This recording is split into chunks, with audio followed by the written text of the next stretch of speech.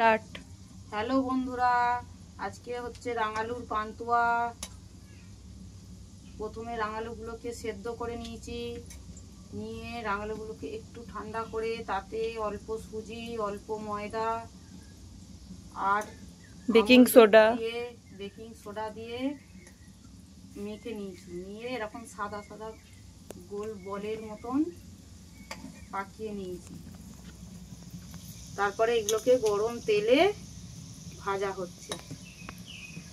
আর এইখানে এই যে মিষ্টির রস তৈরি করে রেখেছি, রসটাতে দুটো ছোট এলাচ দিয়েছি। এই ময়দাটা, এই মাখাটাতেও ছোট এলাচ দেওয়া আছে।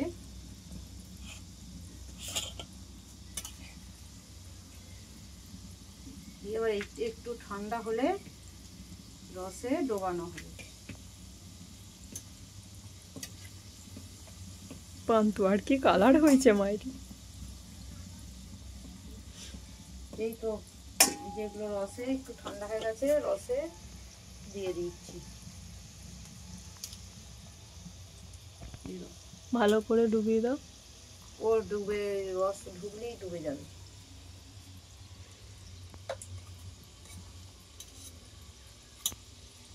দেখে বলো কেমন হয়েছে, আর খাবে তো আমাদের বাড়ি চলে এসো বন্ধুরা। স্টপ করি। আজকে রামনবমী, আজকে মিষ্টি, পরোটা,